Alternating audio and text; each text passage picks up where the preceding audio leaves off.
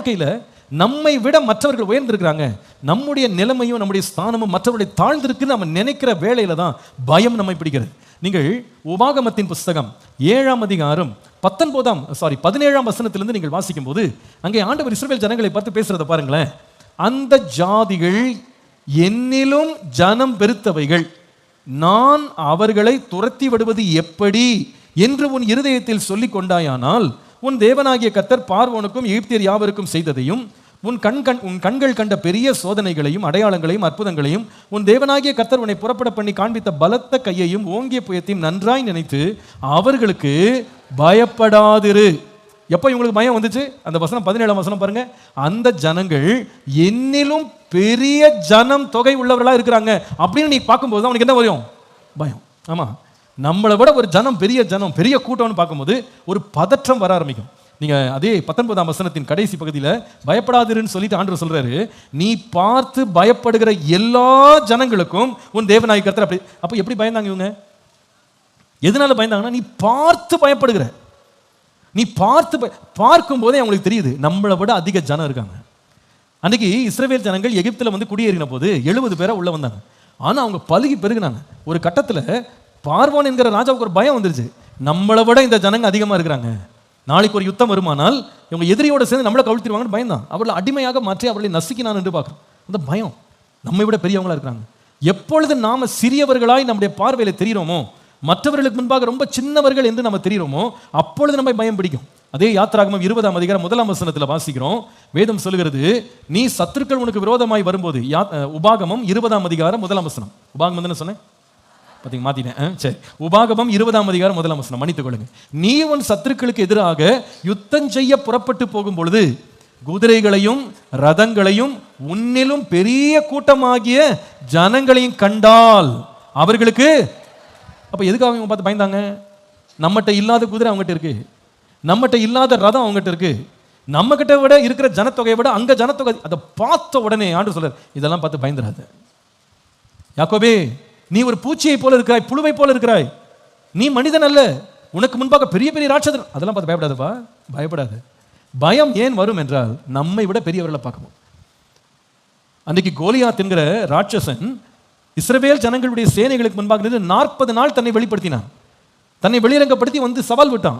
அவனுடைய தோற்றத்தையும் அவனுடைய குரலையும் கேட்ட உடனே இவர்களை விட இவன் உயரமானவன், பெரியவன் பார்த்துட்டு ராஜா முதற்கொண்டு சேவகன் வரைக்கும் எல்லாருமே ஓடி ஒளிஞ்சிட்டாங்க. ஏன்னா பயம். இந்த காலையில் ஒருவேளை நீங்கள் இப்படி ஒரு பயத்தில் வந்திருக்கலாம். ஐயோ, நான் சந்திக்கிற நபர்கள், நான் சந்திக்கிற பிரச்சனைகள், எனக்கு கொடுக்கப்பட்டிருக்கிற உத்தரவாதம் என்னை விட ரொம்ப பெருசாக இருக்கே, என் திறமையை விட அதிகமாக இருக்கே, என்னுடைய அறிவை விட அதிகமாக இருக்கே, அனுபவத்தோடு அதிகமாக இருக்கே. அப்படி நீங்கள் ஒரு பூச்சியை போல புழுவை போல நீங்கள் உணர்ந்திருக்கலாம். ஐயோ, எனக்கு இதெல்லாம் ஒன்றுமே தெரியாது, இதெல்லாம் எனக்கு பழக்கமே இல்லையே, இதெல்லாம் எனக்கு எதுவுமே பரிச்சயம் இல்லையே. ஆண்டவருடைய பதில் சொல்ல, நீ பூச்சியாக இருந்தாலும் உன்னை பார்த்து நான் சொல்கிறேன், நீ பயப்படாதே. ஹல்லேலூயா. ரெண்டாவது, எதுக்காக பயம் வருது தெரியுமா? ஒரு மனுஷனோட பயம் வருது. அதே வசனம் ஏசாயா 41:14 வாசிக்கும் போது யாக்கோபு என்னும் பூச்சியன் மாத்திரம் சொல்லல, இஸ்ரவேலின் சிறு கூட்டம். எல்லாரும் சொல்லுங்க, என்ன கூட்டம்? சிறு கூட்டம். ரெண்டாவது, எப்பொழுது பயம் வரும்னா, ஒரு கூட்டத்தின் நடுவிலே நாம் ஒரு சிறிய கூட்டம் என்று கண்டுபிடிக்கும் போது பயம் உண்டாகும். மற்ற பெரிய ஒரு கூட்டத்துக்கு நடுவில் நாம குறைந்த மனிதர்கள், கொஞ்சம் மனிதர்கள், குறைந்த கூட்டமானவர்கள்னு நாம பார்க்கும்போது நமக்கு என்ன உண்டாங்கன்னா பயம் உண்டாகும். நான் ரொம்ப குறைஞ்சவன், இதுவே நமக்கு பயத்தை உண்டு பண்ணிவிடும்.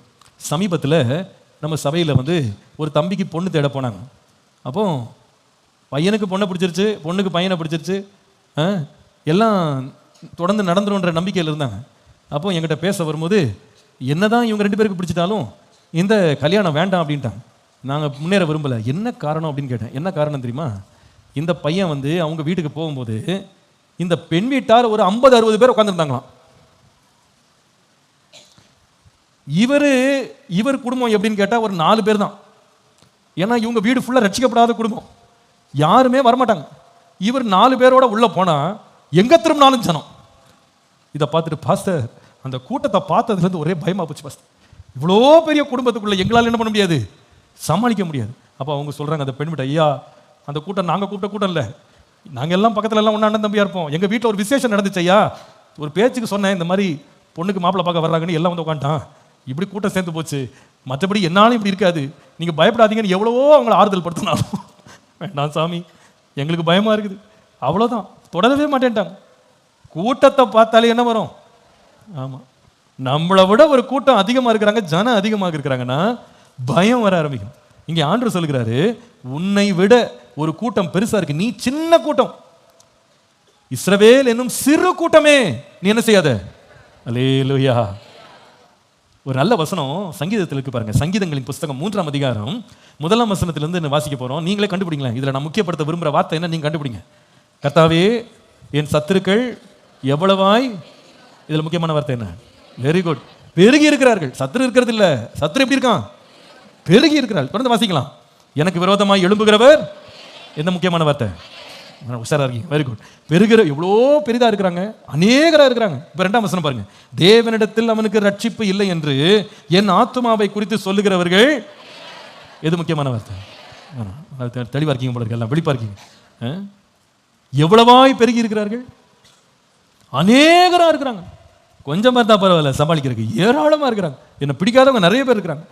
இதை சொல்லிட்டு 6ஆம் வசனத்துல இவர் துனியே மாறுது பாருங்களேன். படிச்சு பாருங்க. அதே 3ஆம் சங்கீதம் 6ஆம் வசனம் வாசிங்க பார்ப்போம். எனக்கு விரோதமாய் சுற்றிலும் படையெடுத்து வருகிற 10,000 பேருக்கும், என்னப்பா ஆரம்பிக்கும் போது என்ன சொன்னீங்க? பெருகி இருக்கிறாங்க, அநேகமா இருக்கிறாங்கன்னு ஆரம்பிச்சுட்டு 6ஆம் வசனத்துல 10,000 பேர் வந்தால் நான் ஒரு கை பார்ப்பேன். அதெல்லாம் பார்த்து நாங்க அசர மாட்டோம். 10,000 பேரை எனக்கு விரோதமா வந்தா கூட நான் பயப்பட மாட்டேன்.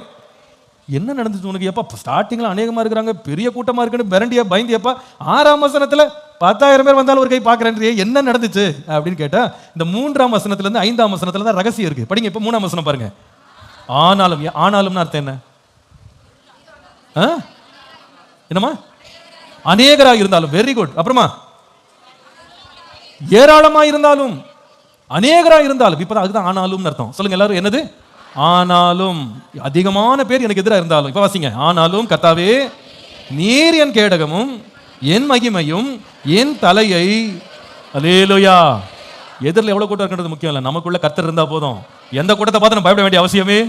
உலகத்தில் இருக்கிறவனை பார்க்கலும் நமக்குள்ள இருக்கிறவர். அல்லேலூயா. நான் ஏன் பயப்படணும்? இந்த காலையில் பயந்து வந்திருக்கீங்க, ஏதாவது கூட்டத்தை பார்த்து பயந்துருக்கீங்களா? யாராவது பெரிய ஆளை பார்த்து ஐயோ நடிக்கிறீங்களா? நீங்க உனக்குள்ள யாரு இருக்கா தெரியுமா? உலகத்திற்கு பார்க்கல, உனக்குள்ள பெரியவர்பா. நீ பார்க்க சின்ன கூட்டமா இருப்ப, உனக்குள்ள இருக்கிற தேவன் பெரியவர். ஹல்லேலூயா. அன்றைக்கு இஸ்ரவேல் தேசம் முழுவதும் சவுலோடு சேர்ந்துக்கிட்டு எல்லாம் ஓடுறாங்க. இவன் சத்தத்தை கேட்டு, கோலியாத் சத்தத்தை கேட்டு எல்லாம் ஓடி ஒளியும் போது ஒரே ஒரு சின்ன பையன் கையில ஆயுதம் கூட இல்லாம தைரியமா இந்த சத்துருவை எதிர்கொண்டு போறான். இவ்வளோ மிரட்டலுக்கும் பயப்படுறது ஏன் தெரியுமா பயப்படலாம் சொன்னா? நீ ஈட்டியோடும் பட்டயத்தோடு வரலாம், நானும் ஜீவனுள்ள தேவன் சேனைகளின் தேவனாகிய கர்த்தருடைய நாமத்தினாலே நான் வருகிறேன், உன்னை கர்த்தரின் கையிலே ஒப்பு கொடுப்பா. உன்னை பார்த்துலாம் பயப்பட மாட்டேன். ஈட்டியை பார்த்து எனக்கு பயம் இல்லை, உன் பட்டயத்தை பார்த்து எனக்கு பயம் இல்லை, எனக்குள்ளே இருக்கிறவர் பெரியவர். ஹல்லேலூயா. இந்த வசனத்தை பாருங்க. 4ஆம் வசனம் அதே சங்கீதம் 3:4 அவருக்கு தைரியம் கொண்டு வந்தது பாருங்க. சொல்லுகிறார், நான் கர்த்தரை நோக்கி சத்தமிட்டு கூப்பிட்டேன், அவர் தமது பரிசுத்த பர்வத்திலிருந்து எனக்கு, ஆமா எனக்கு கர்த்தருக்கு நான் கூப்பிடும்போது உடனே எனக்கு பதில் கொடுப்பார், ஆன்சர் பண்ணுவார். 5ஆம் வசனத்தில் சொல்லுங்க, ஆகவே நான் படுத்துக்கொண்டு நித்திரை செய்தேன், விழித்துக் கொண்டேன், கர்த்தர் என்னை. அப்பா என்னை சுற்றிலும் விரோதமா இருக்கிறவங்க அநேகரா இருக்கிறாங்க, என் சத்துருக்கள் பெருகி இருக்கிறாங்க. இதுக்குள்ள எப்படிப்பா தூக்கம் வந்துச்சு உனக்கு? இவ்வளோ பிரச்சனை நடுவில் படுத்துக்கொண்டு நித்திரை செய்கிறேன். எப்படி நித்திரை வரும்? 10,000 பேர் சுற்றி இருந்தாலும் அதெல்லாம் எனக்கு பயம், நான் நித்திரை செய்வேன். என்ன அப்படின்னு கேட்டா, இவனுடைய பயம் கொடுக்கிற சூழ்நிலையை, இயல்பாக பயப்பட வைக்கிற ஒரு சூழ்நிலையை பயம் இல்லாமல் சந்திக்க வைக்கிறதுக்கு ஒரே மாற்றத்தை கொண்டு வந்தவர் யாருன்னா தேவன் மாத்திரமே. யாக்கோபு என்னும் பூச்சியே, இஸ்ரவேலின் சிறு கூட்டமே, பயப்படாதே, பயப்படாது. இந்த கால ஆண்டவர் நம்மை பார்த்து சொல்ற, தேவனின் அடைக்கலமும் என் பலனுமானவர். யாருக்கு பயப்படுவேன்? கர்த்தரின் ஜீவனுக்கு பலனானவர், யாருக்கு அஞ்சிடுவேன்? கர்த்தர் என்னோடு இருக்கும்போது நான் பயப்படவே மாட்டேன். இன்னைக்கு ஒருவேளை உங்க வாழ்க்கை மற்றவர்களை விட ஒப்பீடு செய்யும் போது நீங்க குறைவானவர்களாக பார்த்ததுனால பயந்துட்டீங்களா? நீங்க ஒருவேளை மற்றவங்களோட முன்பாக நிற்கும் போது நீங்க சிறிய கூட்டமா தெரிஞ்சுட்டு ரொம்ப பயப்படுறீங்களா? ஐயோ எனக்கு இந்த தகுதி இல்லை, இந்த படிப்பு இல்லை, இந்த மேன்மை இல்லை, இந்த உயர்வு எனக்கு இல்லை, என்னால் இந்த இடத்துல நான் சமாளிக்க முடியாது, தாக்கு பிடிக்க முடியாது, அந்த ஒரு பயம் உங்களை பிடிச்சிட்டு நீங்க நடுங்க போயிருக்கிறீங்களா? இன்னைக்கு ஆண்டவர் உங்களை பார்த்து சொல்லுகிற வார்த்தை, நீ பயப்படாதப்பா, உலகத்தில் இருக்கிறவனிலும் உனக்குள்ளே இருக்கிறவர் பெரியவர், நீ பயப்படாதே, நான் உனக்கு துணை இருக்கிறேன், நான் உனக்கு கூட இருக்கிறேன், கவலைப்படாது. ஆண்டவர்